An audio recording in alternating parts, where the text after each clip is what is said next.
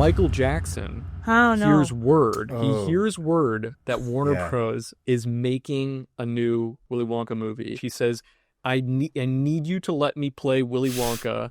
Here is an entire soundtrack that I recorded for the movie. Warner Brothers receives the package. They listen to the music, and they're like, we really want to use these songs in the movie. You can't play Willy Wonka, but we want to have the songs in the movie. Michael Jackson is so upset that they reject him that he shelves the project, never to be heard again.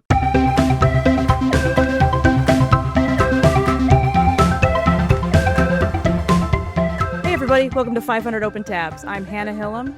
And I'm Kaveh Taherian. Hannah, we have something very exciting today, don't we? We do. We have a very exciting special guest. Today we have fellow cartoonist and comic artist whose work you've definitely come across on the internet. Yes. Harris Fishman AKA BeetleMoses. Welcome. Thank you so much for having me on, guys. I really, really am excited to be here. I'm a fan of the show. And yeah, I'm so really you're happy the one. You guys asked me on. You're the one listener. Thank you. Yeah, Well, I will admit, I was watching episodes in preparation for like being on here. So like I watched one, as I mentioned, with Lovenstein, J.O. Westover. That's my dude. Supermarket Sweep. Yeah. And I love when artists have podcasts. I like when people, visual artists get to talk about their work, because it's kind of an isolating job sometimes, or lonely. You can be a little lonely. So I think podcasts are like, it's cool to listen to other artists talk. Agreed. Yeah. I always forget that we forget to tell people that we're cartoonists. So people will be like, I didn't know you did art. I'm like, whoa. Yeah. Okay. So it bleeds through. It comes through. It's the aura. It's the aura. It's the mess that we run this show. Yeah. But yeah, we're huge fans of yours. We've mentioned you before on here. I don't remember which episode it is because I don't remember anything. He probably knows more than we do because he's been listening to more episodes recently than we have. It's possible. Yeah. No, I really appreciate that. That's crazy that you guys are shouting me out and stuff. It's awesome. Thank you for being on. I was going to say, so you don't know this about me, but I've studied, I went to film school. I did my master's in film. So I did that. I was in animation. I worked in documentary. I've worked in like a lot of different mediums regarding sequential art specifically. Mm-hmm. And so the reason I bring this up is because I've gotten a lot of experience studying stuff. And I have to say, there's one comic of yours that Hannah and I always talk about. And it's the one of the, which you probably already know, it's the anglerfish one. And pound for pound, I feel like that's probably one of the absolute best examples of like, efficient storytelling in like just two panels telling like just one quick story that's both hysterical and like heartbreaking and devastating and existential. And it's so good. And it's something that I honestly feel like, if I had a class, I would teach that in a class of just being like, look at how exemplary this is. You. Yeah. Oh, wow. I really appreciate that. Thank you. Yeah. That means a lot to hear. And I'm all about like brevity. I love like quick storytelling. Yeah, I love the format of the gag comic, like the single page comic is actually it's great. And it'd be a lie to say it's underappreciated because there are people who really do love it and like treat it as an art form. As we know, some of my favorite artists, period, Bill Watterson, Gary Larson, are cartoonists. And I'm really grateful that I've kind of like made a little nest for myself in the scene, so to speak, because there's a lot of really cool people who are part of it. It's a good scene. Thanks. We're all very supportive of each other, I've noticed. Where I whenever I meet somebody in the webcomic or cartoonist scene, it's just like, oh yeah, we're all just doing our thing and we're all helping each other out. Yeah, I like it. It's amazing. I actually really appreciate that about webcomics. It's like there's kind of no industry. It's just like a bunch of artists that like do the same thing. But I think that's actually what keeps it so fresh. Like I mean, no shade, no tea, but like I know that the old school comics industry is like struggling in several ways, and so I think like I don't know. I think there's the webcomics make everything seem kind of hopeful for the future because they're very popular and the people who do them are able to really establish themselves as like working artists, which I think is hard to do. But there's a lot of them in the webcomic scene. There's a lot of people who have been at it for like over a 10 decade, years. like Yeah. very long time, and Yep. there's a reason for that. It's a very good scene, and you're right. Everyone was very uplifting and just like supportive of each other. It's cool.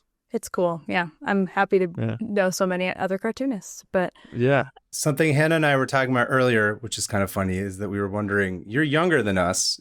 You're what? You're 30 years old or something, right? I just turned 31. Yeah. You just turned 31. Nice. How do you have the sense of humor of like a 50-year-old man? Like, where does that come from exactly? I'm just an old soul. I don't. Yes. You know what?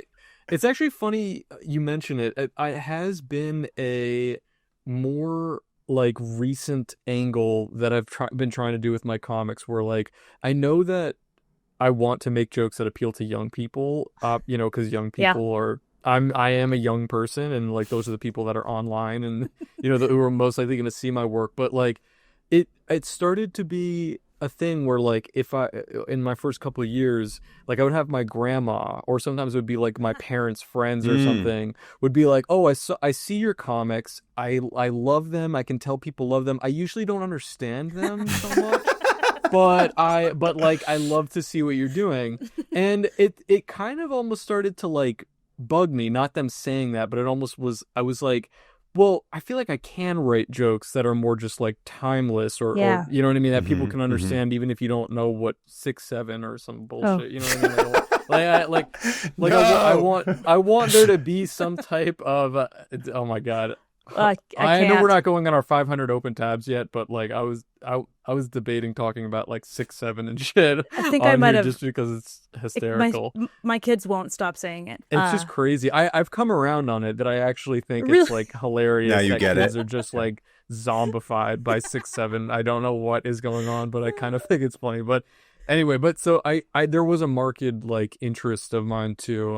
I was like, I would like to make comics that are still funny to young people, but that I can also get a text from my grandma where she's like, LOL, and she screenshots it because she understands. That's awesome. And not so that it appeals to old people, but something that just feels more like timeless. There's no Evergreen. in and out group. But I still do think that I have a little bit of like an unshakable like North American 30-year-old millennial like voice attached to it. Yeah. So that's just there. what it is. It's but there, but I do actually try to appeal to like a wider age demo than just like the young people.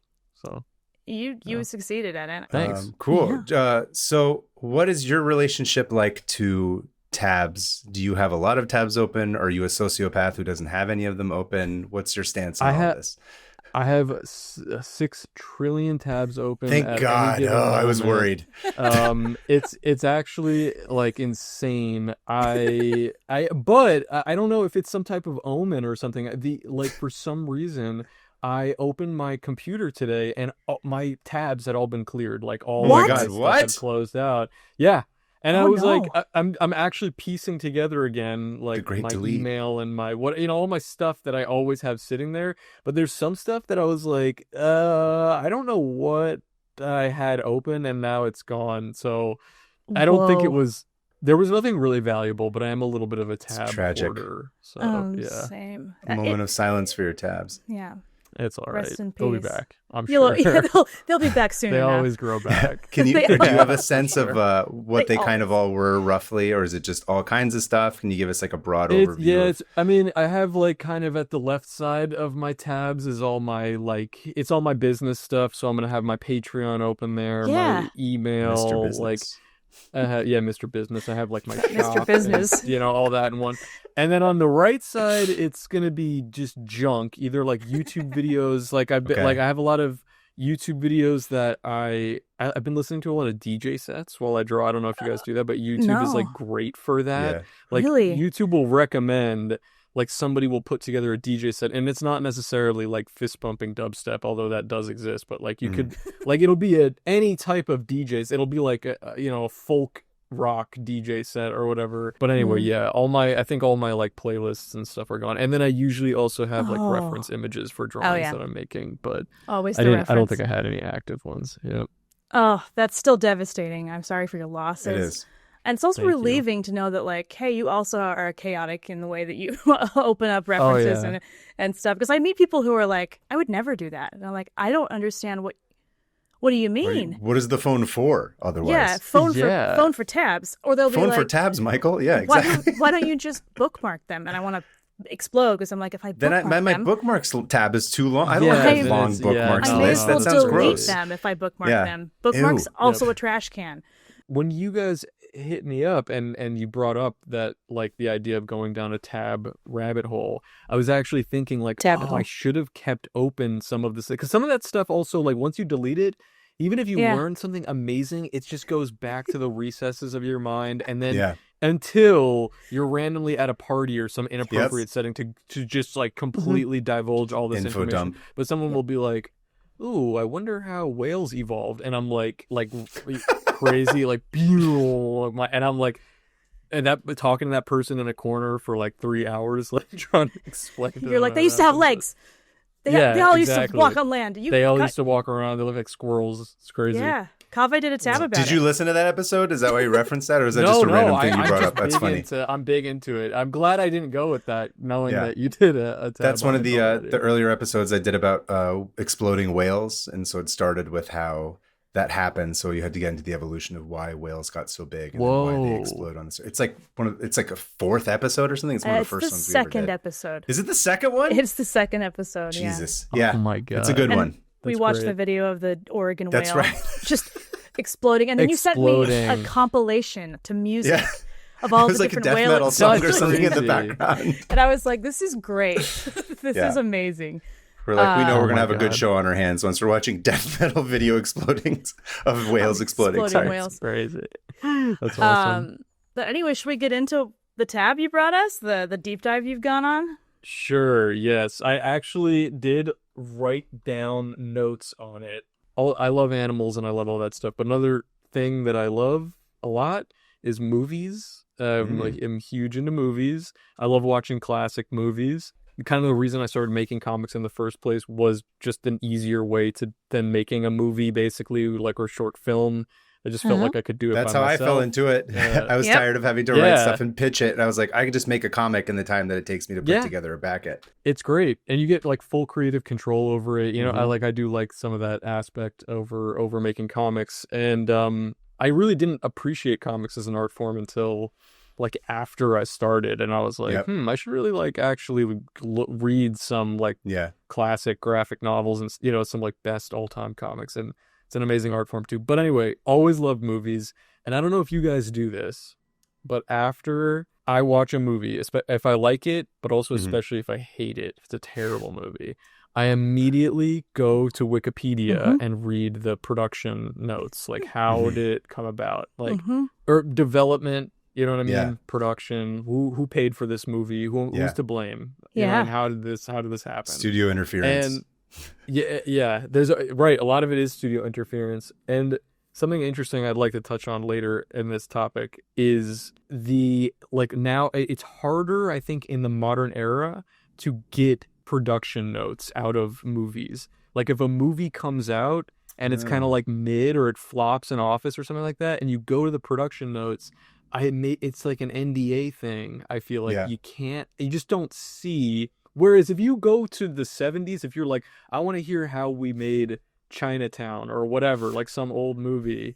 there'll be books about it, about every conversation that was had by the guy who brought coffee to the set. You know, like it's all documented. And so I love doing that, especially for old movies from 70s and 80s and stuff like that. So the way this came about, my open tab, but I'm going to do it chronologically. My open tab is for the 2005 Johnny Depp Willy Wonka movie, the Charlie and the Chocolate Factory. Because, not to bury the lead, we're going to start with the 72. We're going to start with, I think, 70, the original one, because it paints a picture for the second one. But this might come as a shock, not to bury the lead. This might come as a shock that although the Johnny Depp version, which I don't know if you guys remember. I remember when that one came out, everyone hated it. Yeah. I feel like it came out and people were like, it's creepy. Yeah. He's giving like child molesty vibes, but you know, something like weird. Like he did. It was weird.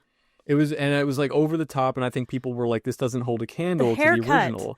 When I The saw his little haircut. bowl cut, little Squire Page bowl cut, I wanted to like leave the theater. I was like, I don't know about this. Yeah, it's wrong, it's upsetting, but it might shock you to know that that is the version of the movie that was Roald Dahl approved, and that Roald Dahl disavowed the original Willy Wonka because it was so out of line with his original vision. But don't tell me that. It's an interesting tale with some interesting fun facts along the way. So starting just on the notes with the original Willy Wonka movie, okay? When this one came out... By the way, I'm so excited for this. I'm so excited for this. I'm pumped. This is left field, yeah. Okay, this is pretty left field, right? This is what we want. Yeah. Okay, I thought you might think this was interesting. Oh, yeah. No one's brought production notes to the show yet. This is the first one. Really? Yeah. Oh, no, I love it. It's my favorite thing. I love reading about movies and like the disasters that happen along the way, because it's just like it's always crazy. There's always so much money involved. Tensions are high. Mm-hmm. You know, people like get in disagreements and all types of stuff, and like people are attached to productions and the last minute leave, and you don't even realize you dodged this universe where like I can't spoil it, but you got to know some of the people that were trying to be Willy Wonka in the 2005 movie. Man, it's out of control. Could have had Melissa McCarthy be Willy Wonka this whole time, but there was a contract negotiation last minute. She'd do great. I would watch that one. She actually would do well. She would do well. Her husband would have directed it. It would have been weird. It would have been totally off. Her husband's like in every movie that she does, and he ends up directing them. I forget his name. Wow, but she has some weird, like every contract, she's like attached to her husband having some role that's significant in every movie. It's the strangest thing. It's the only person I know in Hollywood who has that. Good for her. Anyway, go on.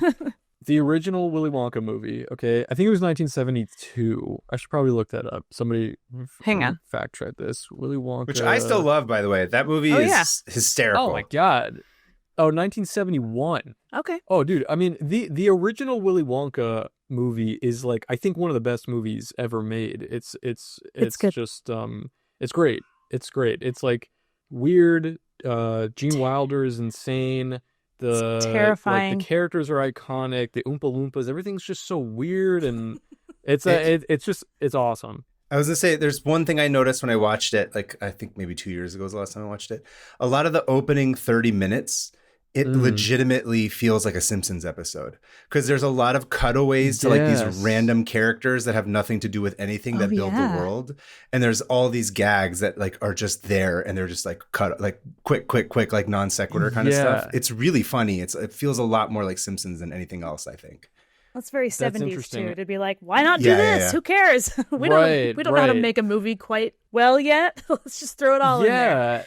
Yeah, it has like a really interesting feel to it. I love all of the, like, I remember all of the chocolate. I can picture the actual chocolate in the movie, like in that opening scene, or not even the opening scene, the opening credits are like over a chocolate factory, and it's showing you like the chocolate like flowing over cookies and stuff. And I remember as a kid, you see that and you're just like, that looks amazing. That looks so delicious. And there's like the freaky ass scene where they're in the tunnel and all that. Like there's just so much iconic like stuff that came out of it. So anyway, so it might surprise you to know this movie was funded by Quaker Oats. First of all.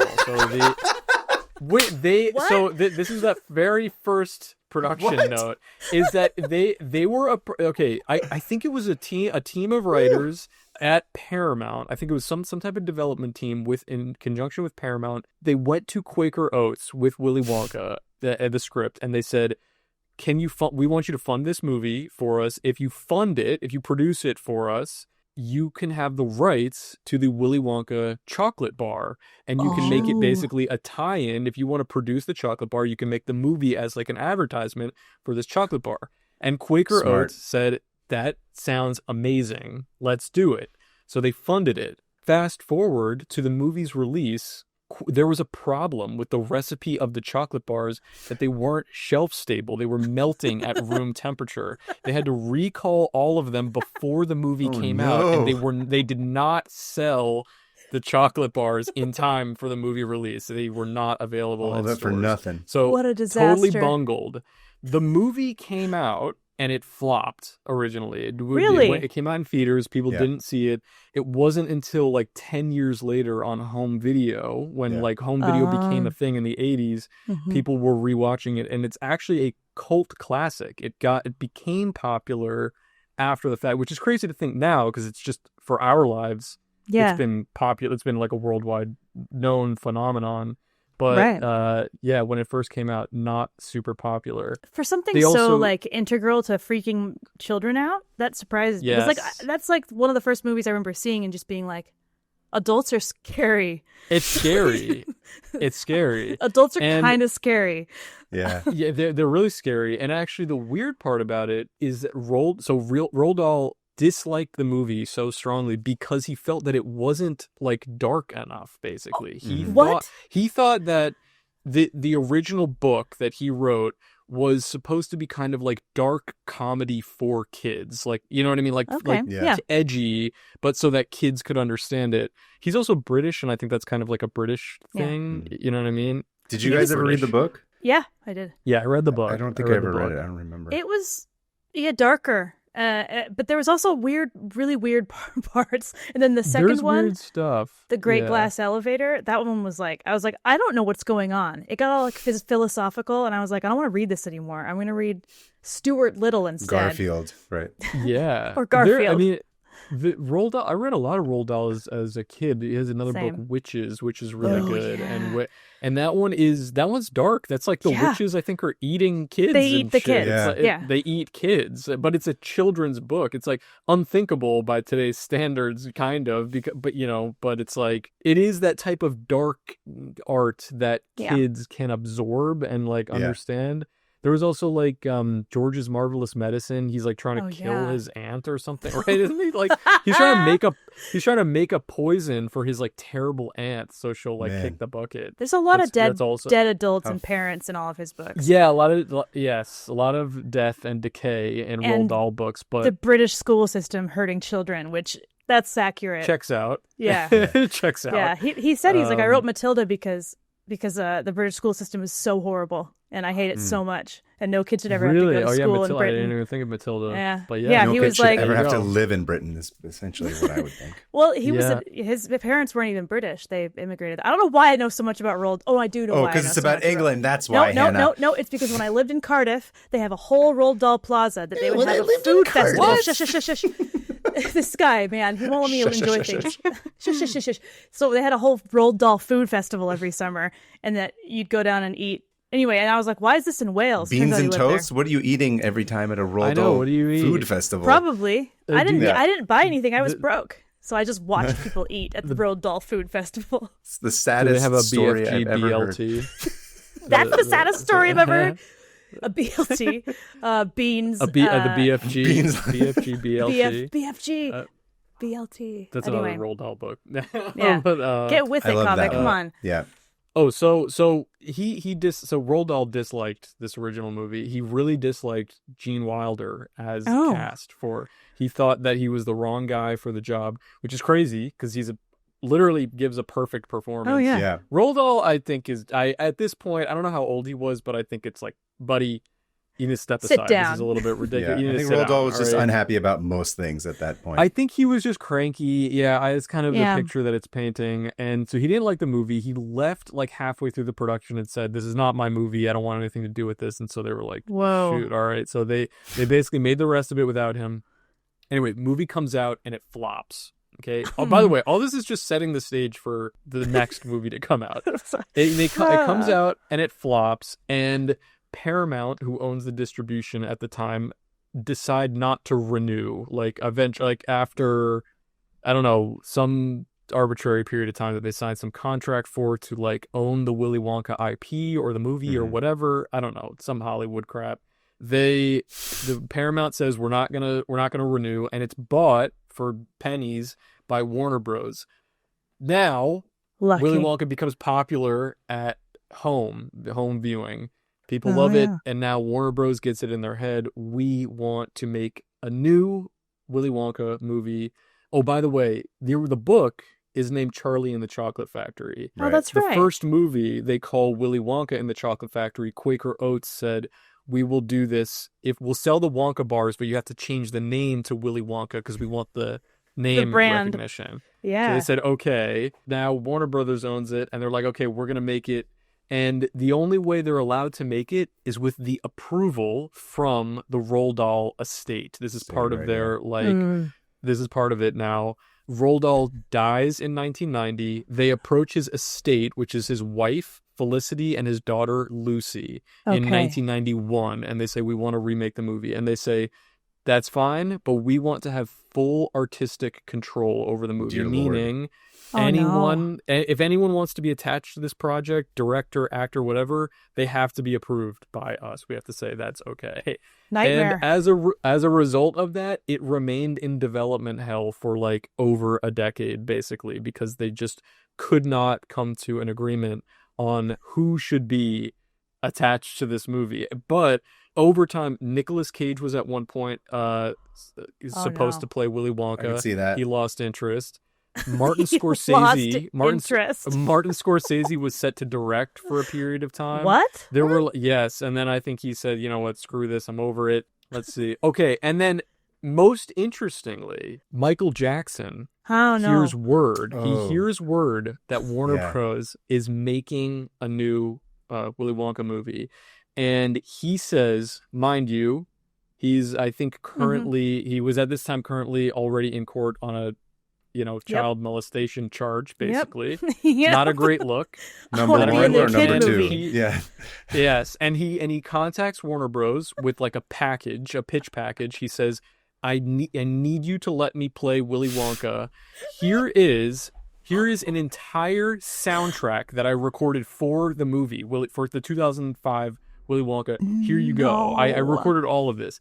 Warner Brothers receives the package. They listen to the music, and they're like, holy shit, this is amazing. But he's... Michael, we need to have these songs. We really want to use these songs in the movie. You can't play Willy Wonka, but we want to have the songs in the movie. Michael Jackson is so upset that they reject him that he shelves the project, never to be heard again. So that is just it is lost media, unreleased. Did anyone ever steal it and put it on the internet or anything? To my knowledge, no, but maybe somebody did. Any hackers listening, see if you can find it. I'd love to hear that's one. The vault. That is Michael Jackson Willy Wonka soundtrack, please. That is in the deepest, darkest Neverland vault. Imagine never to see the light of day. The Neverland vault. I would never go to the Neverland vault except to retrieve that one. But imagine that Warner Brothers person just being like, "This is the best soundtrack I've ever heard," but he's literally on trial for child molestation. Like we have to. What do we do? What do we do? How do we make this work for everybody is what they're thinking. How do we make this work? Yeah. I know. How do we make this work? And I mean, there's no scruples or morals. Yeah. Right. Michael Jackson also he did work on like the Sonic 3. Like that was have you heard that? That's like a factoid that likes to float around the internet is that like he's got his fingers in a lot of stuff. I remember he auditioned for a bunch of bad word parts. Choice. Oh yeah, poor choice of words, but also, but he did a lot of random stuff, and one of those things was that he wrote some of the Sonic 3 songs, and if you listen to, I don't know if that's the exact game, but if Sonic's you look up filled with Jackson, bangers Sonic too. Yeah, there's so many good bangers. tracks. There's so many good songs in those games. And when you're listening to it, you're like, oh shit, this is a Michael Jackson song. Like you can kind of tell it's got that flair. Yeah. So that was come on in the middle of the song, basically. Yeah. Shimona, but pretty good Michael Jackson, guys. Yeah, I love seeing Sonic moonwalk across. That would be cool. All like speed moonwalking, basically. So anyway, eventually Tim Burton becomes attached to the project, and finally the Dahl estate, Felicity and Lucy, say, this is perfect. This is the guy that Roald would have wanted to direct this movie. And Tim Burton is like, well, no brainer. I'm bringing my guy Johnny Depp into this, who at the time, it's hard to remember now, at the time, he was like super hot shit because he was just coming off Pirates of the Caribbean. So Pirates of the Caribbean, he went crazy as Jack Sparrow. And so Tim Burton said, I want Johnny Depp to play this guy. And that made everybody happy. The Dahl estate, Warner Bros., everyone was like, cool, let's do it. But if Johnny Depp had not been available, second choice for Tim Burton to play Willy Wonka, Dwayne "The Rock" Johnson. I'm not kidding. What? We could have had that. We could have had that. We almost had it. Do you smell what The Rock is cooking? He's cooking chocolate, obviously. It's chocolate. Delicious chocolate candies. Yeah. That was what the Dahl estate was like. Yeah, this will do if we can't get I don't Johnny. know if that would have made it past Dahl approval. Okay. Like that would have probably been a tough sell. But that these was people. These are the Burton's people, next by the way, choice. that control the entire fate of everybody in Los Angeles, whether or not they get to work. Is the guy who went in and was like, The Rock needs to play Willy Wonka in the Tim Burton movie. Right. This will determine if my wife and I are employed for any number of months. Essentially, it's insane. These people are MBAs. The crazy thing now is like. I will say this is kind of as the epilogue to my story, is that as I was looking through this, I completely forgot that there was a Timothée Chalamet entry into the Wonka franchise.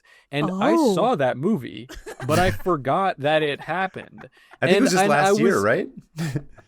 Something like that, a year or two ago. It's very recent. Blacked out.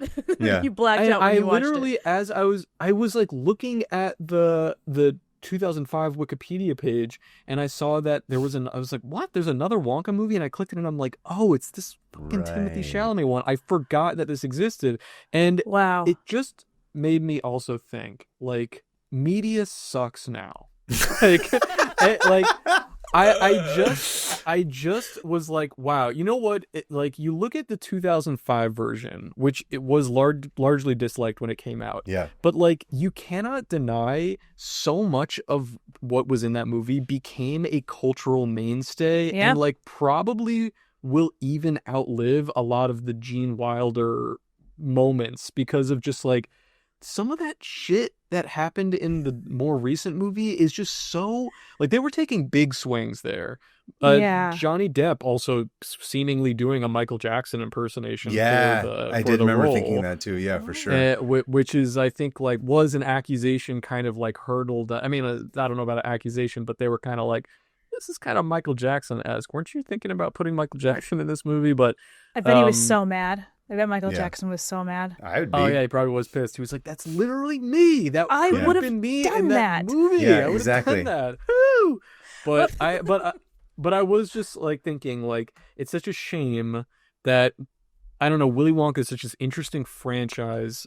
The character of Willy Wonka is really bizarre and kind of apt right now, almost in the face of all of this discussion about like billionaires and like how weird they are. That like Willy Wonka, I think, was effectively in the first two, the Gene Wilder movie and the Johnny Depp movie, like they captured the eccentric billionaire thing like really well in that. He's kind of like short-sighted and childish and like stunted developmentally. Kind of sociopathic and It's how and it's money like, can isolate you. He's almost like kind of like, I mean, especially in the Johnny Depp one. The reason this came about in the first place is because I had rewatched it like a couple months ago. And I remember thinking like, you know what? This movie gets a little bit too much shit because interesting. It's actually an interesting movie. It's not like an unbearable watch by any means. I think there are funny moments, and Johnny Depp is doing a really weird character that is very iconic in that movie. And anyway, the new Wonka movie, it holds up. I think it holds up because it's weird. Yeah. Like I think sometimes with really old media, when they're taking really big swings, they feel modern now because you're just like, that was so odd. So even in 2005, people weren't ready for it then. You know, the Johnny Depp. For the they Johnny weren't ready Depp. for that. I don't certainly think they'd be ready wasn't. for it now either. But it stands out now because you look at it and you're like, this is weird. This was also at a time where it was now the meme is so dead that like Hollywood just keeps regurgitating the same IPs over and over again. Mm-hmm. But in 2005, when that movie came out, you were like, what? They're remaking a movie from the 70s? Like Willy Wonka? This that is everyone so already odd. loves. You know what I mean? It was still right. early. Yeah, it was early. Now, as soon as something comes out, you're like, okay, count down the days until they remake this crap. You know what I mean? Like, it's going to happen. They're doing it now with Harry Potter. It's like, dude, the last movie didn't even come out. And I mean, what the hell? Like, you I gotta went and give it looked some at breathing that. room. I was like, Harry Potter, the TV show? another 10 plus years of waiting for releases, or like I'm like not in the fandom anymore, but if I had been in it, I would have been like, I would be so mad. I'd be like, are you kidding?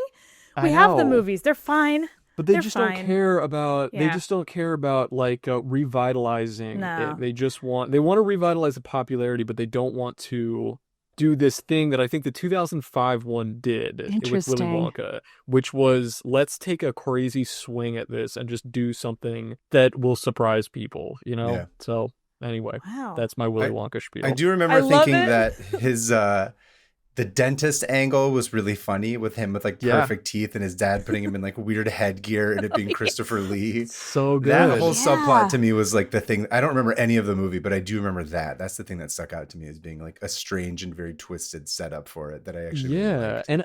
And I think was made it more of an interesting portrait for Willy Wonka as a character, as this kind of like isolated loner. He has no family. He disrespects all of these kids' parents because he doesn't like his own parents. Oh. So like, you know what I mean? And it's just like, right. It's weird. Like he's isolated. You know what I mean? I'm not saying it's a 10 out of 10 movie or anything, but it's like there are themes in that are interesting that they're playing on that are explored in the first one too. But I think really like, you know, they crank it up for the 2005 one, which in my opinion totally lost in the Chalamet version. It's just like I've heard the Chalamet version is I also forgot that it came forgettable. Out. Like completely. I want to say forgettable. it's the guy that did Paddington directed it. I think. What? Isn't Paddington 1 and good? 2? Paddington 1 and 2, excellent films, by the way. Really interesting. Not ironically, they're amazing. Paddington 2 especially. It's so good. I've heard they're good. The Wonka thing is I wouldn't even blame any individual, like not the director or anything. It's just it's a studio thing. Like that's like, we really want it to appeal to a lot of people. You can't make it weird. You can't make it, you know what I mean? So it's colorful, but it's not like, Timothée Chalamet is like, he plays like the muted, like brooding sullen young guy. Like, Sullen's perfect. Like Willy Wonka is like a zany ass. He's crazy, psycho, billionaire, crackhead. Yeah, you gotta have somebody else who can turn it up. Should have had Elon play him. We should make a new Willy one. Willy Wonka purchases Twitter so he can distribute his. No, I know that's like Willy Wonka definitely makes it's like what if billionaires were at least doing something interesting instead of trying to like just kill everyone and like ruin everything. Yeah. We should make a new one where all the Oompa Loompas just like form a union, revolt, and then become co-owners of the factory. That is something I forgot to mention. Communist Willy Wonka. In the first, the 1971 version, while that movie was in production, the book was under scrutiny from the NAACP because Oompa Loompas in the original draft of the book, I think they changed it, but they were described as like African pygmies or something like that. Yeah, I think so. Yeah. Can't do that. And so they revised it for them to be like orange with green hair in the movie. And apparently Roald Dahl liked that so much that he revised the book to describe them that way. I think if you get the book now, they are described the way they appear in the movie. What a relief. Yeah, it's actually probably a good change. Yeah. But then I just learned this as well. One other side note. I learned in 2003, quietly, they removed the word fat to describe Augustus Gloop. They said this is not appropriate anymore, and they got rid of the word fat to describe Augustus Gloop. But it's like Willy Wonka. Accurate descriptor. Like even fat people are like, just say fat. Like, his BMI was 37. I don't know. The soft America strikes again. That's all I gotta say. He's technically obese, according to his pediatrician. It's just like, what the hell? And the reason I learned about that is because I was on the Wikipedia page for the actor who played the original when he was a child. He played the original Augustus Gloop, who never took another role. He's just a German accountant, and that's it. And apparently they asked him, "What do you think about the fact that they removed the descriptive word fat from Augustus Gloop's character in the book?" And he said, I don't agree with that. They should have kept it the way it was. The very German accountant answer. Very. He looks up. I was almost considering doing like a German accent, and I was like, I am not even going to try. I don't even think I can do that. I can't do one, but Kaveh here can do a pretty good range of accents. Yes. Oh, really? It is accurate. It's pretty good. That's good. I love how much your Wikipedia rabbit holes work like mine. Like I go off on these tangents and little tiny Yes. side notes. So the way you're describing this is just like, yes, it's like giving me dopamine. So I'm glad. Yes. I'm glad. Yeah, I thought it was interesting. I definitely encourage people to read movie production notes. They're really fun and usually sound like a miserable time for the people involved. And so you get some kind of like Schadenfreude out of that. Thank you, Mr. Harris, for giving us a Mr. Willy Wonka, Mr. Tab, Yes. talking Love about it. Mr. You're Mr. welcome. Johnny Depp and Mr. Michael Jackson and all that. I love Michael when Mr. people- The Rock. The Rock. come on Yep. the show and just go completely the other way from what Yes. you see them online. Like I know you through your comics and I just love that you're like, get this. Guess who was Yeah. almost Willy Wonka? Huge fan The of Rock. Willy I Wonka 2005. I wanted to kind of go take something out of left field. I Love it. actually Love not it. even this popped into my head, and I just feel like it needs to be recorded, even though it's completely irrelevant. But I have I just It's the premise that of I our wanna podcast. mention. Yeah. I have another movie thing. Okay. That I have this working theory. It doesn't always work. There's some outliers, but I have a working theory about Will Smith movies. Oh. That the title of the movie, the closer that it falls to the middle of the alphabet, the better the movie is. But if you get to the outskirts like ABC or XYZ, these are the worst Will Smith movies. So I'm going to throw some random ones at you. Okay, you have After Earth. Oh yeah, Okay, bad. Aladdin, bad. Right, or at least I didn't see the movie, but I know that people were clowning what he looked Yeah. like in the remake. So there's that one. He was in. There's Let's see. Bad Oh, and then Boys. the other end we have 1, 2, and 3. Wild West. Oh, Bad Boys is an outlier. Here are the ones that I consider good Will Smith movies: Hitch, I was about to say Men Hitch. in Black, I Am Legend. Oh yeah. These are like, you see how we're getting like Middle close of the to alphabet. iRobot. We're getting close to like the middle here. It's Hancock's not a the first half theory. was great, and then the second half of Hancock was That one really kind of fell left off. field. That's Yeah. true. Anyway, working theory. I don't have all the facts in front of BeetleMoses me. But hot take. this is just something that I felt I should put out there. Interesting take. I never see people talk about it. The Men in Will Black is Smith smack in Index. the middle and the best out of all of his movies. I would agree. Yeah. Yes, exactly. This movie's the anyway. first one's the still Will one of Smith the best Index is movies a of that thing decade. now. We gotta Yeah, we Will gotta bring Smith it in. Index. That's funny Worth 'cause, exploring. I couldn't, with gun to my head, I would be like, I don't know what he's been in. Hitch. He's been in Hitch. some weird ones. Yeah. There another one like Concussion or something. Yeah. A movie of that, and I think that was pretty panned. I think people did not like that one. There's I something else forget what he at just the won end an of the Oscar alphabet for. that I'm forgetting. People. I'm excited for the Discord Z. to get in on this. and Everyone's start- yelling at the speakers Oh, they're gonna- right now, being like, "He was in this movie." I hope so wait, what about this one? Yeah, This is gonna 6 be Degrees of excellent. Separation. Yeah, he was in a million films at one point. There was a period where Will Smith was the highest paid actor in Hollywood. Although I will say this, I do know Wow. that him and his agent sat together and they made like a formula for what they thought would make him the highest paid actor in Hollywood. And Really? it had to do with certain themes, like it has to be sci-fi, it has to be like broad, it has to have this much of a Wow. budget. So like he figured that out, which is why he was in a string of all those hits. So I wonder if there's a correlation with that and your theory about like I could see Ooh. them getting down to the T of being like it has to be a title that's like in the middle of the alphabet. As In the opposed to middle of the beginning. alphabet. I would not put it past them to do that. Ironically, you know who took Interesting. over that Actually role crazy. Who? is Yeah. The Rock. The Who? Rock is now the person that basically Yes. has taken a bunch of those massive films in that same yeah. kind of genre, and then now The Rock is sort of on his way out. So I think now Yeah, those things he's- aren't going he's to be kind around. of- He's kind of fading out now. It's interesting with The Rock that like I think people now realize when he's in a movie, it's usually not going to be very good. And which is a shame because actually I didn't see The Smashing Machine, but I was like, this is interesting for him to do. He looks different, like a dramatic role. But I Yeah. heard that one didn't do so well in like box office. Not that always matters, doesn't mean everything, but Yeah. yeah, Rock's kind of on the way out. Anyway, thank I'm you so for that one. glad. That was wonderful. That was amazing. I'm Thank glad you brought you. movie discussion to the show because Me too. Me I too. don't. I don't ever. Except for the It's time I okay. talked about Roar, the movie Roar. That's true. That was exciting. I was very excited Which for one- that. If you which one's enjoyed that discussion, you can probably sense that we probably cut some of it for the Patreon, which if you have not done so and you're still listening, please go sign up for the Patreon. Yes. You can have some exclusives like at-length discussions about movie budgets and I don't know, Yeah. Will Smith. I'm not sure what we're going to Mhm. cut yet, but it'll be in there. Hannah, do we have any new patrons this week? I didn't check, so we will Okay. have to wait until next week. So Shout out to the new patrons. Thank you for signing up. Sorry, we didn't remember to say your name this time, but You can sign up at patreon.com/500opentabs. Give us a little... Listen, don't let Johnny Depp and The Rock and Timothy Chalamet make all the entertainment money. Instead of spending your money on a ticket there, give it to us so that we can continue bringing a mid podcast with tens of listeners.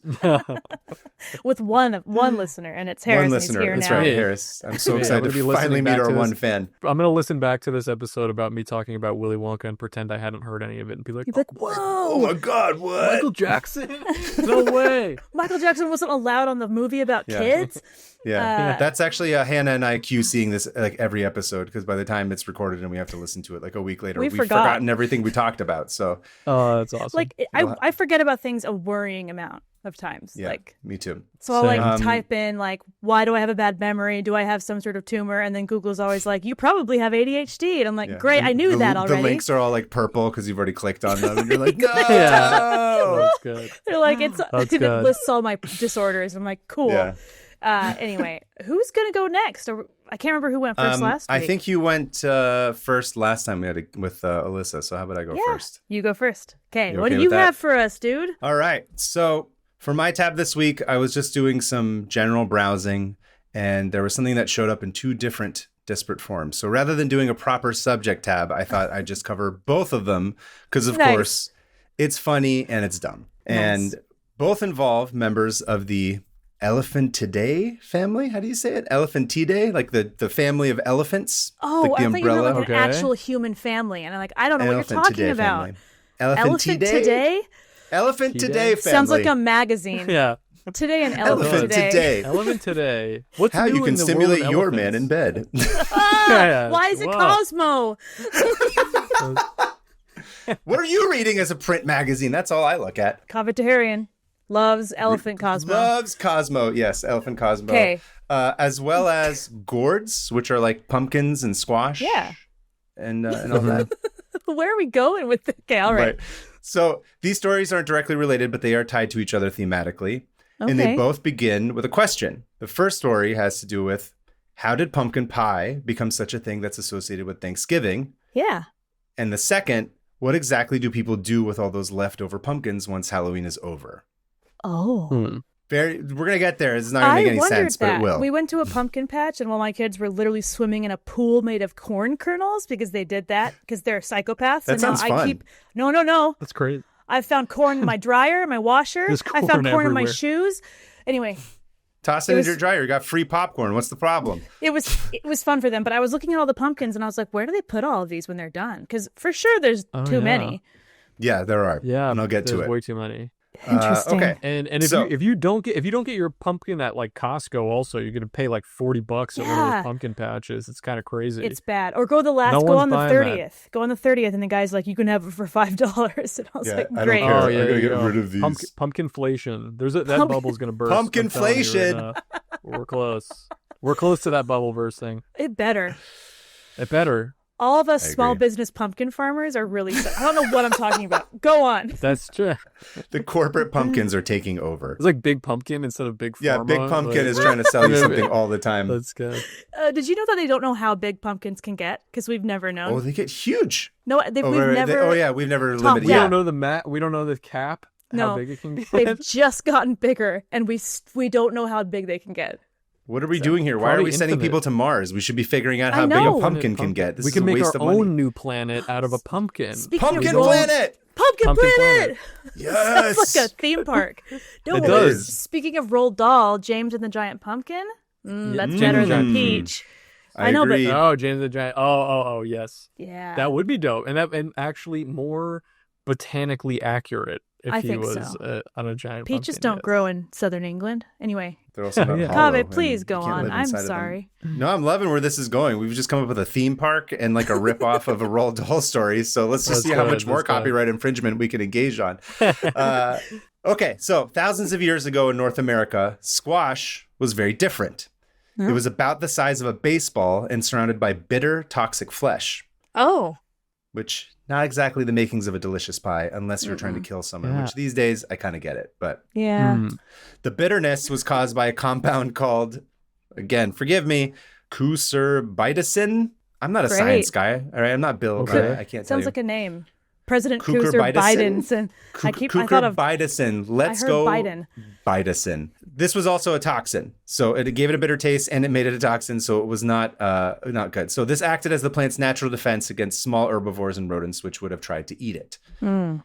Because again, it's not very large. And while all those little critters and rodents were pickier than my wife, who, unlike me, refuses to eat poisoned food, despite the fact that it's readily available and I don't care about it being delicious. I just want my stomach to stop yelling at me. The larger animals were far less discerning. She's too good for it? She's like, I'm a foodie. I can't just eat poison squash. I need something that won't make me shit my brains out. It's not what I heard. Yeah. She eats poison squash with me all the time.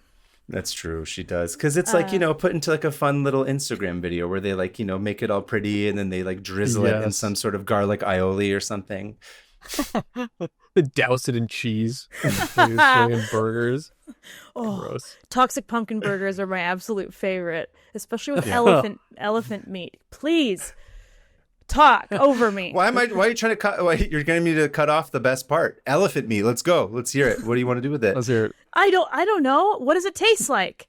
I don't know. Did people ever eat elephants? I'm sure they have. I'm about to open another tab. Do people? Guarantee. I'm sure people have eaten elephant. Elephant. I imagine the meat's now. Yeah, I'm sure it's illegal at this point. Probably illegal now, but I'm sure there was a time where people tried it. Oh yeah, that's why mammoths no longer exist. That's actually not true. That's from what I've read. Noise. Oh really? What? Yes, that's not the main reason apparently why mammoths went extinct. We didn't eat them to death. We did not eat them to death, from what I understood as I was trying to research stuff. Anyway, whatever. Let me finish this. So, okay. The big animals were far less discerning. So I'm talking, of course, about our hairy elephant friends, the woolly mammoth. That's what we're talking about, actually. I know they're not technically elephants, but what are you going to do about it? It's right. You're extinct, so eat shit. Good luck. Yeah, whatever. Have fun. So the woolies, they went to town on these ancient squash because, of course, they couldn't taste the bitterness, but also the susurabatasin, let's go, Brandon, whatever, toxin that it was in, had no effect on them. It did Helicopter nothing. pylori. Really? Helicopter pylori, yeah. Oh, so it's like goats and eating poison oak, poison ivy. They can just eat it. Oh, right. Their stomachs can just process it, essentially. Yeah. I think that's why they put them in the hills and they're like, here, go, clear out these paths so we can go here without getting covered in poison. That's why they're the goat. That's why they're the goats. There it is. The mammoths, they're popping these things left and right like they were popcorn shrimp at an all-you-can-eat buffet, just going to town. And much like an all-you-can-eat buffet, it totally gave them the shits. Oh. And thus, just like our friends Lewis and Clark, these mammoths were strutting around North America, shitting out gourd seeds wherever they went. Wow. That's like a Johnny Appleseed with IBS, except it's a mammoth. That's I wonder if Johnny Applesead did have IBS this entire time, but we just didn't diagnose it correctly. I don't think he's real. You don't think so? Wow, you heard it here first, folks. Johnny Applesead. Somebody's Hoax. Pissed about that. Yeah. Somebody's pissed. Someone's writing an insane email right now being actually, he was my great-great-great-great-great-grandfather. Yeah. I have photos. I have a census record of him. Anyway. Yeah. They're shitting, and what's even better, there's Jurassic Park Triceratops-sized shits surrounding all these new seed piles, right? Because mammoths are big. Yeah. So now you got some of the best fertilizer ever that can help them grow. Wow. And so the plants keep propagating, more mammoths find and eat it, etc., etc., etc. Crazy. And this, of course, is very common in nature. Birds do this all the time. Somebody will go eat something in one place and then they'll fly somewhere else and then they'll shit it out. And then it's this is how these plants spread. So everyone's laughing and riding and gourd holing except Buster. But eventually the mammoth population starts to dwindle. And unlike what you were saying earlier, Hannah, it was not because of hunting. This is actually a result of climate change brought about by gigantic multinational corporations like Chevron and Saudi Aramco. They've just never, ever conceded. We've never learned. Oil spills everywhere, you guys. BP, nonstop. Man. It's always been a problem in this country. Okay, As their for numbers real, are climate change? took them out? Oh, yeah. Climate change and also, giant multinational corporations destroying everything and making them worse. Yes. Wow. Accurate. The ExxonMobils.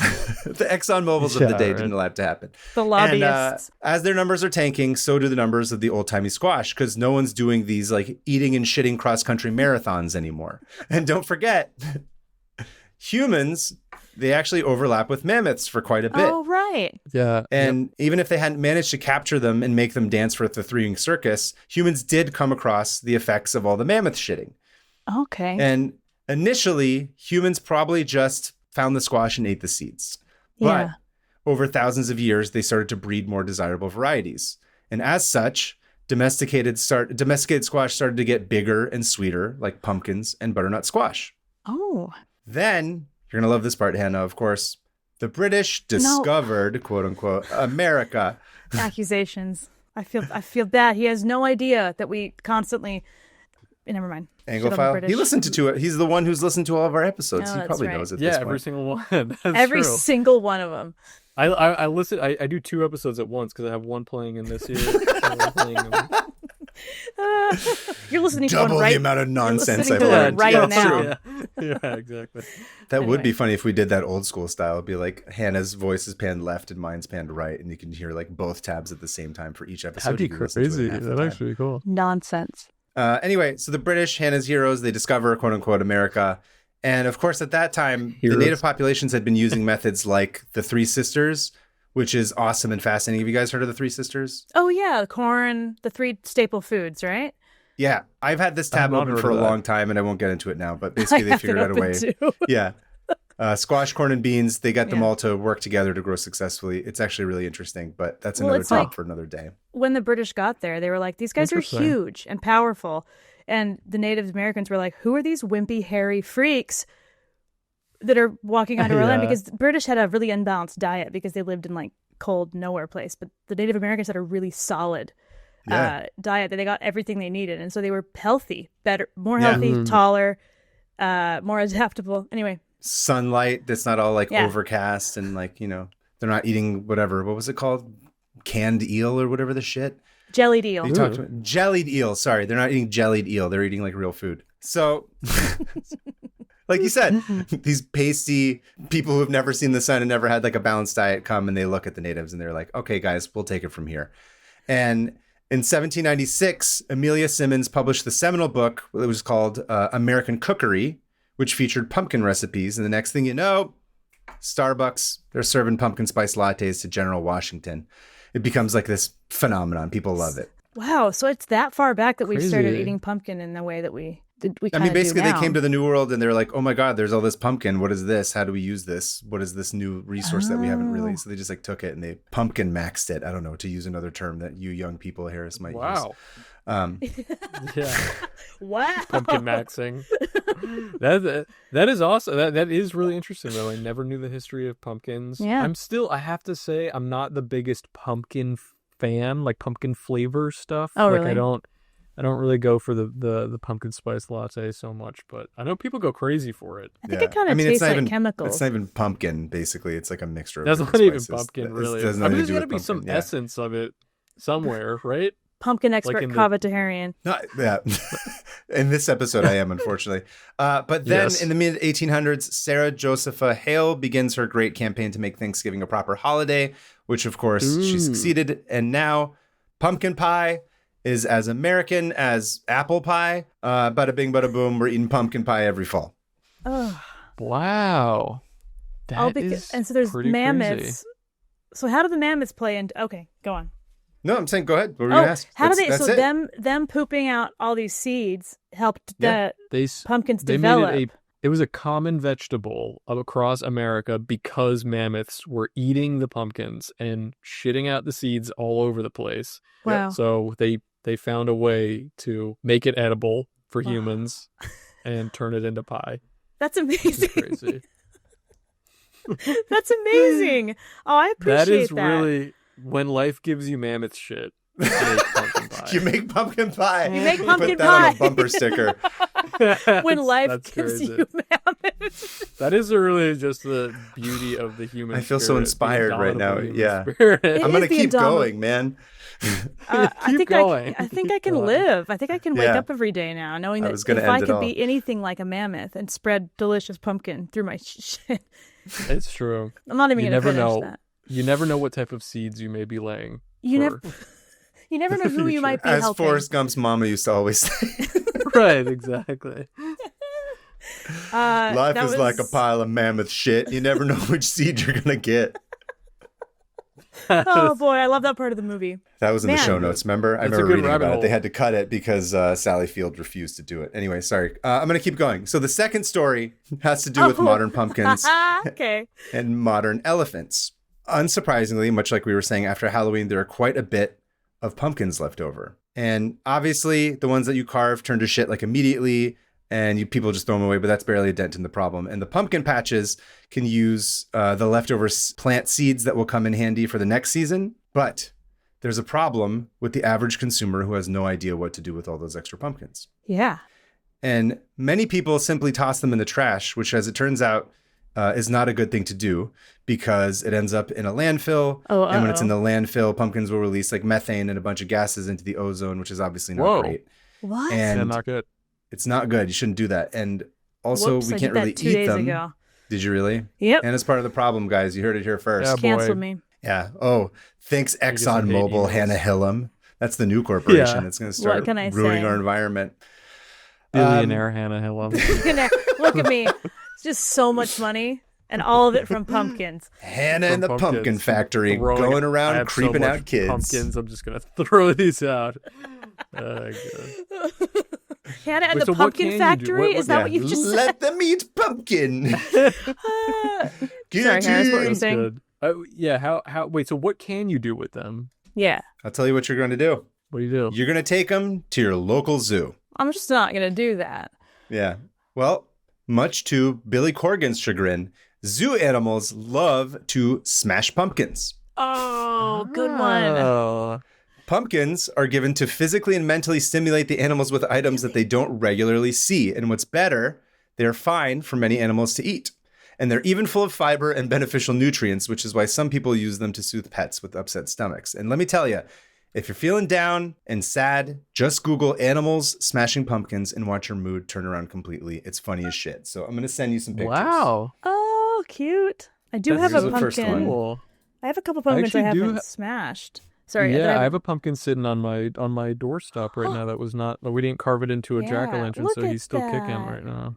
Oh, they're so happy! Look at these elephants. Oh, cute. Oh my God, they're so cute. Oh, the meerkats. Oh, they're all into it. Wow.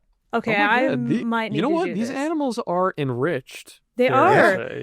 They're actually having a good time. This elephant stepping on the pumpkin is like having the time of his life right now. It looks like he's smiling. That monkey, the ape, whatever it is. I know, the monkey is so cute. He's like oh my God. He's like gutting it. Oh, the polar bear. That's a great photo. Right? The polar it's bear crazy. one. Yeah. Great animal photography at work here. Yeah. 100%. It's like these great bright orange pumpkins that they're with. It's a lot of fun. I love pumpkins. Great photos. I think. I thought you guys would like them. Each one of these tells like a really funny story. That's so awesome. Cute. Okay, I might take them. I might do this. Take them down to the nearby zoo. I think we have a zoo nearby. I think that's worthwhile. Yeah. Yeah, and I think it's like a big thing for them where like, there's the Detroit Zoo, there's the Oakland Zoo, there's the Philadelphia. It's like all these zoos do like a thing where they'll have people bring pumpkins and it helps people show up to the zoo and like increase attendance and stuff, and they'll take donations and it becomes like a little event for people to come see the animals, and the animals are like stoked because they're looking at this cool bright orange thing that they've never seen, and they break it and eat it, and it's a good time. Oh, fun. Yeah. That's awesome. So Full the next circle. time, yeah, exactly. That's what I thought was fun. They're thematically, those two stories were related. But the next time you take a bite out of a delicious pumpkin pie, take a moment to thank all those mammoths that shit their brains out for you to enjoy it. Thank you, mammoths. Thank My you. heart is touched. My heart goes out to all those mammoths who made it possible. That is actually, I'm going to remember that factoid. Yeah. That's a very interesting one. Who knows? Maybe we'll see it in a BeetleMoses comic one day. Oh yeah, that'd be great. Actually, it is kind of like on theme for a lot of. It is. It's very on brand for me. You do draw a lot of animals. I'm just realizing. Mm-hmm. Yeah, I'm big into animals. I love them. I think they're cool. I think they're funny. I agree. So yeah, I incorporate them a lot in my comics if I can. It's better than, I like drawing animals because I don't want to draw humans, you know what I mean? Because I'm like, I'll just draw myself. And then it's like, ew, I'm sick of drawing myself, or like little people. But it's fun to like put human emotions on animals. Yeah, anthropomorphize them is always fun. Yeah. Totally. Anyway, that's my tab. I thought it was fun. I thought you guys would enjoy it, which it sounds like you guys did. I did. Love it, yeah. I will start mine then. So yeah, Hannah, what have you got for us? Before I get into it, last week I said that I was going to do a follow-up or a second part to the one I did last week and talk about Leon Theremin, but I'm not going to. I'm going to save that for next week. So sorry for blue-ballsing all the Theremin lovers out there, but... Tens of listeners, yeah. Yeah. They'll have to come wait. back next week. Also, there's way too much about him to even start talking about in any short amount of time. Anyway, so instead... I've had this article open for so long, and I'm going to read you the title of the article, and it is "World's Tallest Man Saves Dolphins" by Peter. You know where this is going? I think I do. I think I remember this. Yeah, by Peter Walker for The Guardian in 2006. So this is going back to like, look, Willy Wonka had just come out. Everyone was hating it. They open up the newspaper and they see this and they think there is hope in the world. So we're going to start... Before I get into the dolphin rescuing, we're going to start talking about the world's tallest man at the time, which was, why didn't I write his name? Oh, I did write his name down. My bad. His name was Xishun, and he's a Mongolian guy who lives in Inner Mongolia in China. He had normal-sized parents, so he was born, and he was like a normal-sized person until he was like 16. And then he shot up and eventually reached the height of 7 feet 8 inches. Oh my God. Oh, sorry, 7 foot 9 inches. So he is. So he is. That's crazy. Gigantic. I'm going to send you guys a photo of him next to his wife. He's almost 8 feet tall. Whoa. She goes up to his nipple, I think, his armpit. Oh my God. Yeah. It'd be funny if you sent this picture and she was just 1 inch taller than him. Like, I finally found my tall queen. There's his hands. Tall queen. Oh my God, this guy's massive. He's massive. Wow, that's crazy. So Bao, he was like this really shy kid, and he's still a very shy adult. And he had a really normal childhood, a happy childhood with like 5 other siblings, his parents, and he was recruited. Oh, sorry, he's shy, like I said. So it was unfortunate that when he got tall, everyone just looked at him all the time and gawked and took pictures and approached him, which is a shy person's absolute nightmare. Yeah. And he was recruited to the People's Army, where he played on their basketball team. So the Chinese army has a basketball team. Didn't know. And he said it was the happiest he'd been and that all he wanted to do was play basketball professionally. Yeah. And he was good at it. Yeah. So, but soon his legs got too he's tall. 8 feet tall. Of course he's good at it. He doesn't have to do anything. Just toss it up to him and he's like... He's too tall for basketball. He takes like 2 steps across the court and he's there at the opposite end. His legs, so when you're that tall, your legs can't support your whole body. Like you start to really like, you're just too tall to function. And so his legs start giving out and he has to start using a cane around this time. So he was really sad because he couldn't be a basketball player. And he wanted to find a wife and settle down and become employable. But none of that really happened. He kind of like had odd jobs around. He was a herdsman. He worked at a restaurant. He worked at the hospital. And he got really withdrawn because just nothing was really working out for him. He wanted a family. And then his mother died at the age of 40, when he was 40, and he sort of just shut himself off from the world until right before Willy Wonka came out in 2004. He was noticed by a restaurateur in the area in Chifeng, which is the city he lived in. And this restaurateur was like, dude, you're so tall. Everyone's going to come to the restaurant if you're standing outside of it. So I'm going to hire you. Oh my God. And you're just going to tell everybody that you're tall because you ate here. And that's crazy. He was like, sure. So sure. This got him a ton of attention. And it was good. Like people were like, oh, I want to be just like this guy. I want to eat at this restaurant. And he was able to like go to a doctor because he had the money and he wanted to figure out what was going on with him because like his legs were giving out and he's like, I'm just too tall to function. And the doctor says, you're actually completely normal. There's no hormonal issues. There's no gigantism. This was natural growth, which was really random. That's crazy. Right? Yeah. You don't usually hear that because like, if you have gigantism, you don't really live beyond 40. And this guy's still alive, and he's 72. So, oh my God. Yeah. Oh, that's crazy. He's completely like normal growth. And so he was like relieved because he's like, cool, I still have my life. I'm not going to die. And a local newspaper at the time was like, we got to get this guy submitted to the Guinness Book of World Records. He's got to be the tallest guy in the world. So they do. He's flown to London. They confirm it. They measure him. Does he fly coach? How do you fly to London when you're 8 feet tall? I don't know. Seriously. Actually. You're going to lay him down. Seriously. Like, you're going to go in the cargo hold? Yeah. So here he is in London with the guy who gave him the award, who is 6'1". And what I love about him is that he has these traditional Mongolian clothes tailored to his size because he wants to represent Mongolia in the world, which I thought was really fun and awesome. Yeah. So he shoots to international fame, and he starts getting work doing like appearances and going and talking to like hospitals and doctors and being the face of medicines and stuff. And he was even like able to meet a woman, a normal sized woman named Xia Shujuan. I used to speak Chinese, you guys. I can't even believe I can't do this anymore. Xia Shujuan, who he later married in 2007. And soon after, they had a child, and he was finally able to be a father in 2008. Nice. He's currently 72, still alive, but that wasn't the whole story. That's not what I want to even focus on. I want to focus on how he rescued 2 dolphins, okay?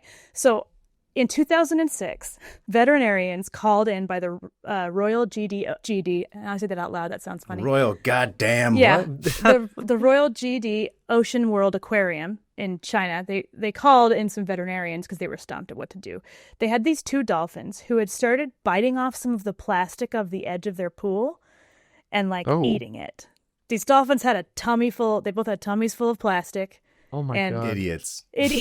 Very stupid. Yeah, not too bright. No, and they got really sick, and they weren't able to digest this plastic because they were you think? If you're just eating plastic, you're not going to digest That's not good. That's not you know good. What? I just think they should have released I thought them. these are supposed to be like the smartest animals in the animal kingdom. I was about to say the same thing. I thought they were supposed to be like just below humans on the intelligence scale. We also eat plastic.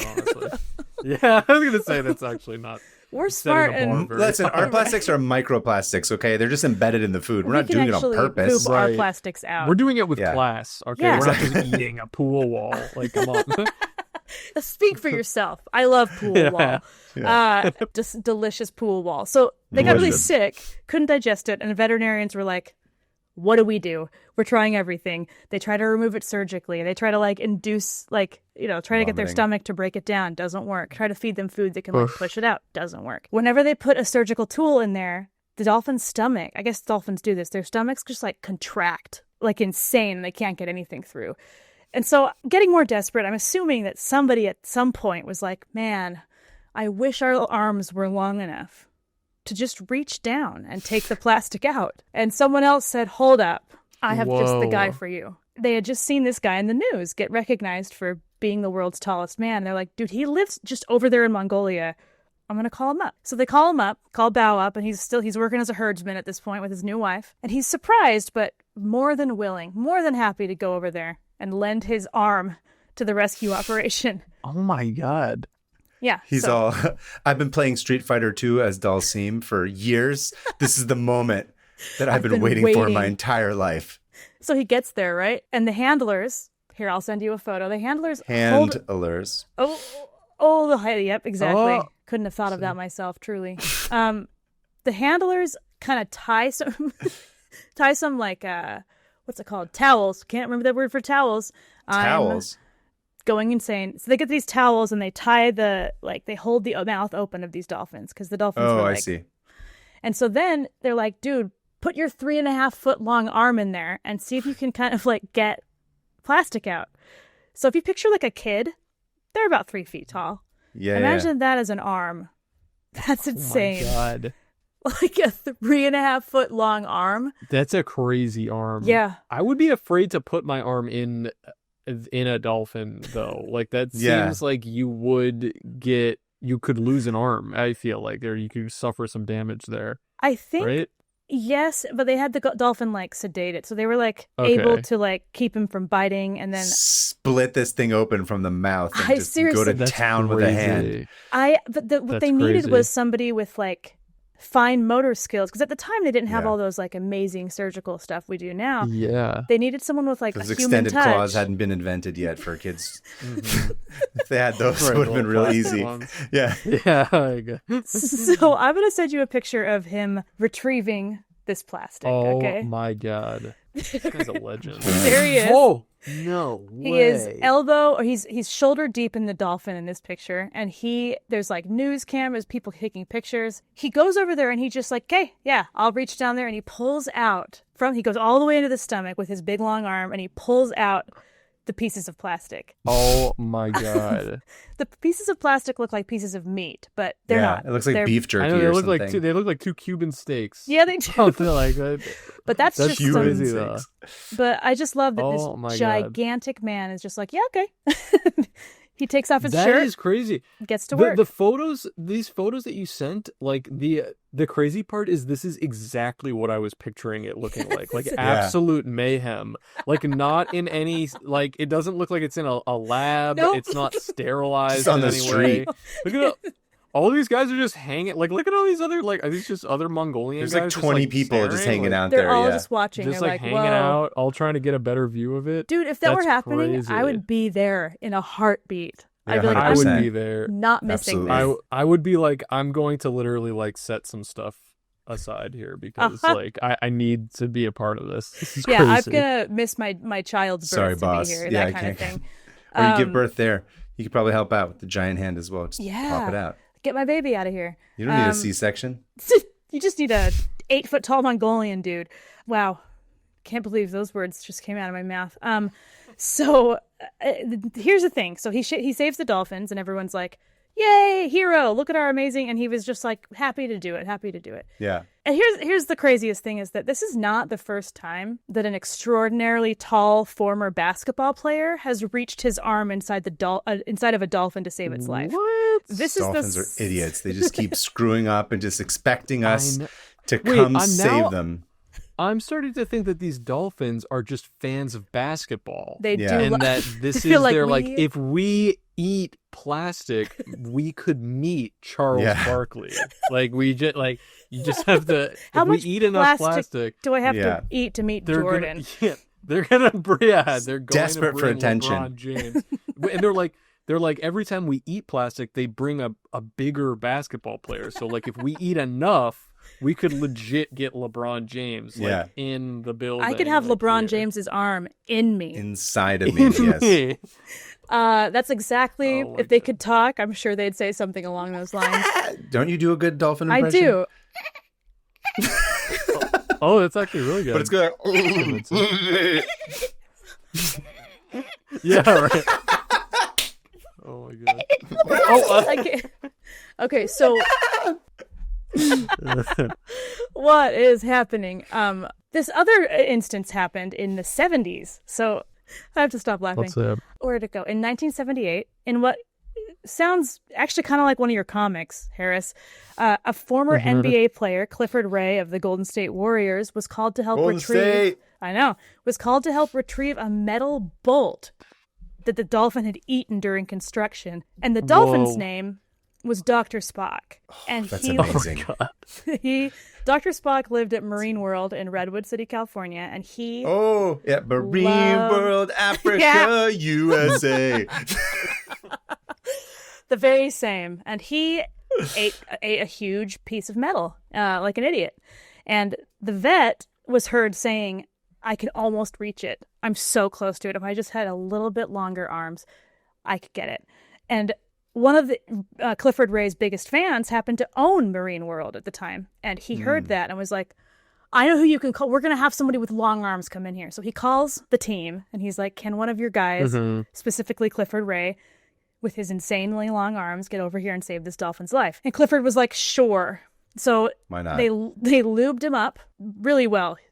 Absolutely had to lube his arm up. And the dolphin was like calm because he was like, I'm obviously in danger right now, so I'm going to let this guy just do what he needs to do. Or that was the plan all along. I don't know. So they lubed him up and he was able to reach in and remove this bolt. And I'm going to send you a photo of this guy arm deep in a dolphin. My God, I can't believe this is like a genre like a of photograph. documented thing that they do multiple times. It's Am I crazy for thinking like, the first guy who's like, I can't reach my arm in there if only it was a little longer. Like, couldn't you just turn the dolphin upside down and shake it like you're shaking his lunch money out? Like, right. this like, guitar pick got stuck inside the hole of a guitar and you're trying to drop it out. Rather than paying like to fly a basketball player out here, I feel like there could have been another way to do it, but we wouldn't have gotten these photos. So we wouldn't have gotten these photos, first of all, and these photos are beautiful. And they're crazy. Not only do we have one set of photos of an insanely tall man put with his arm in a dolphin, we have two. That's insane. Why did it happen twice? Sadly, after this, those dolphins were both diagnosed with bulimia, and they were just trying to get somebody else to engage with them. That's all they wanted. There you go. Wow. That's crazy. It's really sad. Well, you know what? I feel for these dolphins, man. They should not. If they ate plastic and they were like, I really regret doing this. Yeah. You could trust they will never do that shit again. Like now it's like, that's why it hasn't humiliation. happened. That's why it hasn't happened since. So they did actually learn from it. Well, so far, I also around. think that like we don't like let them have plastic in their pool anymore, or like I see. Yeah, we don't do construction over an open dolphin pool. Interesting. But so here's the thing. But if we did, they'd be going to town once again. Yeah. Just like a cat eating a stupid plant that makes them throw up, and then it'll just keep eating it again and again. Yeah. It never learns. Dolphins all have a kink for arms. Okay, so then I'm going to give you a quote by Clifford Ray, and he says, I love dolphins. The first time I went to a movie, they were playing flipper. I thought dolphins were so cool, and now here I was, all those years later, about to reach my whole arm down into a dolphin's stomach to save its life. I was so excited, and I actually was successful on my first try. As soon as I brought out that screw, the news went all over the world. I was featured in National Geographic. So this dude, it was like he was really proud. The honor of his life. He was like, I would be honored to do this. And there's all these news articles about it that's just like, long-armed man saved dolphin, like stuff like that. And wow. And I just thought it was interesting that there were two of these. And I think it's worth noting that this happened twice. So now I have something that I can say to tall people instead of like, how's the weather up there? Or like, I bet you're good at basketball. I can be like, I bet your arm is long enough to reach your hand into a dolphin's stomach and save its life. I bet you could. I bet you could save a few dolphins. People are like, what? You're like, look it up. Those are dolphin saving arms if I've ever seen them. And that's my story about saving dolphins by reaching into their throats. Amazing. That's a really good story. Sadly, a pastime that is gone now. We don't have it anymore, probably because of woke. Lost. I know woke. Kids are so busy with 6'7", they forgot what it used to be like, that you used to have to reach into dolphins and shit. There was nothing else going on. The only thing there was to do was to reach into a dolphin. Take things out of dolphins. Life. No phones. People just present in the moment. Just present. Unironically, you could pull this and be like, look at it. There's no phones. There's not a single phone. I mean? It's true. Not a single phone. Just living in the moment. We lived in the moment, and you know what? I miss those days when I could, without any like anesthetic or like clean environment, I could just put my arm into an animal's mouth. Hand no sanitizer problem. hadn't been invented yet. No problem. Totally fine. Anyway, thanks guys. Wonderful. Thank you for that one, Hannah. And now we've come to the part of the show where we're going to close our tabs. Oh, how do we do it? Which we have a few options. I don't know. Harris, do you have any ideas on what fun sound effect we could potentially use to close all these tabs? Drown them. Ooh. Drown them in chocolate? Oh, yeah. Maybe we play some...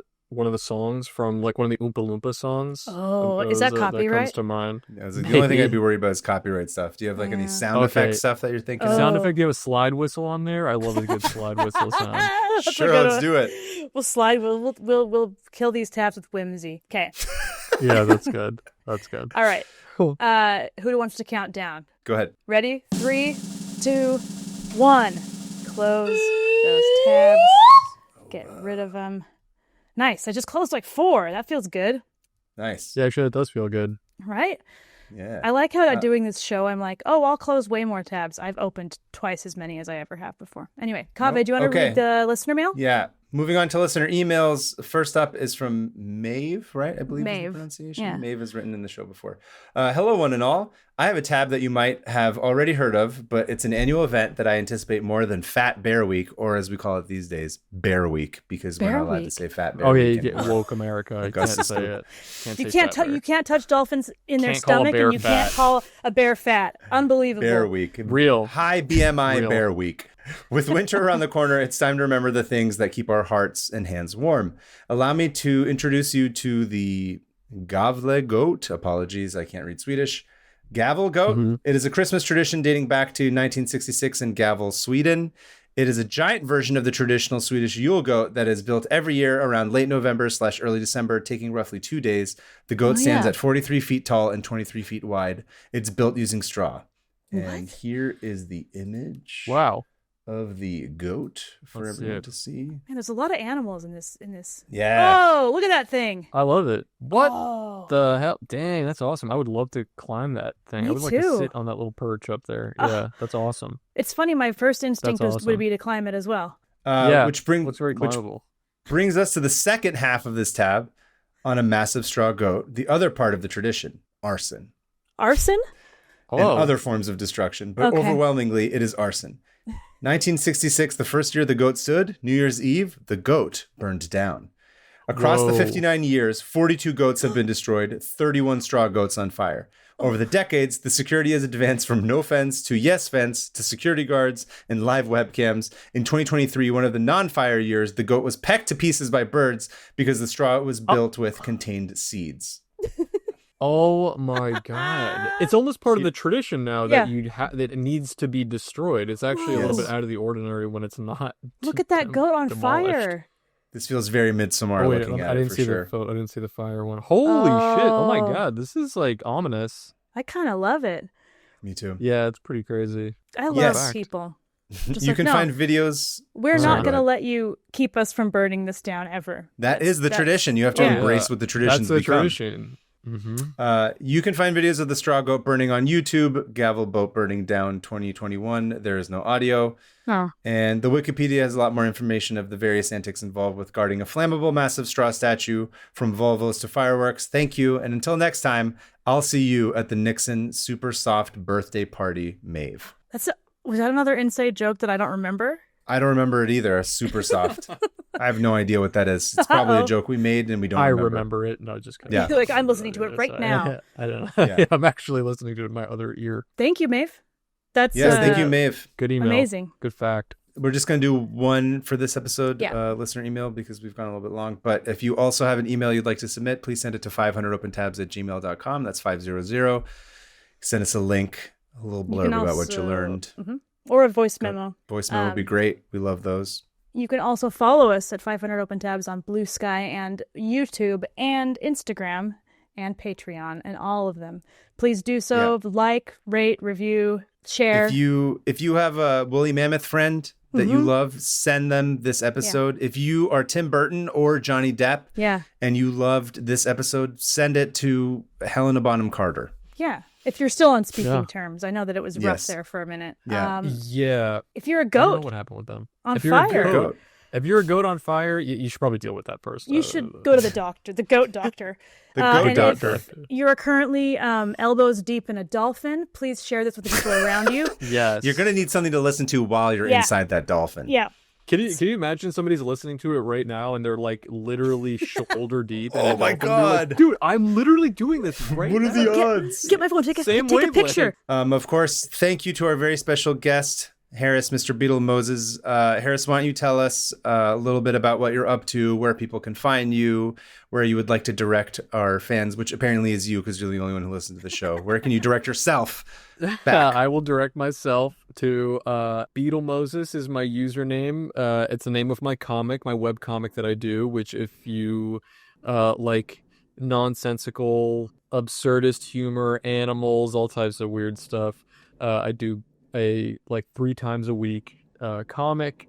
I got a lot of cool stuff. I'm writing a long story which is coming down the pipeline, and nice. All types of fun stuff is happening. Yeah, it's an exciting time. So if you would like to check out my work, Beetle like the bug, Moses like the guy, and it's my username on Instagram is kind of where I'm It's my biggest audience, but I'm also on the other places you described, Blue Sky. I just started posting to TikTok. Yeah, you can find me anywhere. If you Google BeetleMoses and you find your preferred platform, I might be posting there. It's the only search result you'll get. You picked a good. It probably is. Yeah, I think it is at this point. Yeah. Have you explained where that comes from, BeetleMoses, or is that a secret? Yeah. No, it's not a secret. But there's not really a crazy like reason behind it. When I first started doing comics, I just was using my like box standard like Instagram username, and which was like my name Harris with like a bunch of numbers and underscores and stupid crap. 69. Yeah, exactly. And I was being shouted out on like a Twitter space by a buddy of mine who was also a webcomic artist, and he was like, "Yo, go follow my boy. He's on the way up. It's HARR11 S _." And I was thinking, I'm like, dude, I need a new name. Yeah. And so I wanted something that didn't have numbers. I wanted it to sound like a name. And so the name actually came from, I'm a really big fan of this album by Isaac Hayes called Black Moses, where he's like on the cover and he's like draped and he has his arms outstretched. And I thought like that name is so like evocative and like powerful and interesting. And I kind of thought like, what if I just did that, but like stupid? And if, you know what I mean? Like did a stupid version of that. And BeetleMoses like came to mind, and it wasn't taken on any of those Twitter and Instagram or whatever. And I was like, all right, I'm changing my name. And that's it. I love that. Love it. I always associate it with like Moses parting the Red Sea, but Beatles. It's for Beatles. Yeah. Well, with Beatles, I think I wanted something that was just kind of like weird. Like I didn't want necessarily to do something that was like, oh, such and such comics. You know what? Like I wanted something that sounded like a name. And people would be like, what the fuck is that? So I thought that was the goal, basically. I love that. I love how that's just, it doesn't need to have a huge meaning to make it good. Anyway. No, there is really no meaning. Yeah, it's just my pen name, basically. Awesome. Well, thank you for being on this show. This was so fun. Thank you so much. Yeah. Thank you for inviting me. This is really fun. Yeah, anytime. anytime. Really good time talking to you guys. Anytime you want to come back. It's fun to talk to a next fellow. Next time I have another open tab. Oh yeah. Let us know. Absolutely. Next time I go down a rabbit hole, I'll ping you guys and we'll get back in. Please do. Let's do it. Hannah, you want to tell them where to find you? At Hannah Hillam on all the things. And I'm at PermaFriends on Instagram, and then I'm me on Blue Sky and all that stuff. And thanks again, Kaveh, you have something coming up, don't you? Oh, right. I do have something coming up. Yes. Next month on December 13th, I'm going to be at Tito Rick's Garage in San Diego. We're doing a one-day kind of little artist alley type thing, and there's also a gallery show. And I will be there, and my friend, or our friend Patrick Ballesteros has put it together because he's a gem as always. Former guest. Former guest as well. Yeah, December 13th, come. I'll have some holiday stuff. I'll have my books. I'll have my drawings, prints. I'll also have a fun, insane piece in that gallery show, which Hannah and Alyssa have seen. It's really fun. That's pretty funny. I won't reveal it until it's printed and ready to go. But it's going to be a good time. It's exciting to be able to go to San Diego when it's not San Diego Comic-Con and just do like a different holiday market. But most importantly, if you don't have any gifts that you've bought for that special someone, please come. Instead of spending money on billion-dollar corporations, just come buy it directly from artists who are making art. We would love it if you could help us pay rent. So that'd be cool. Yeah, again, Tito Rick's Garage in San Diego, December 13th. We'll be there for, I think, most of the day. So please come check it out, and I'll post about it in the show notes as well. Sounds great. Well, thanks everybody for listening. We'll see you next week. And Kaveh and Harris, I'll see you at... What do we usually... I don't know what to say anymore. We have so many sign-outs. Richard Nixon, Wooly Mammoth, shitter in the sky. Pumpkin pie. Pumpkin pie, shitter in the sky. We'll see you at the Richard Nixon pumpkin pie eating contest at the Mammoth. That's good. That works. Okay. Thanks, guys. Bye. Bye.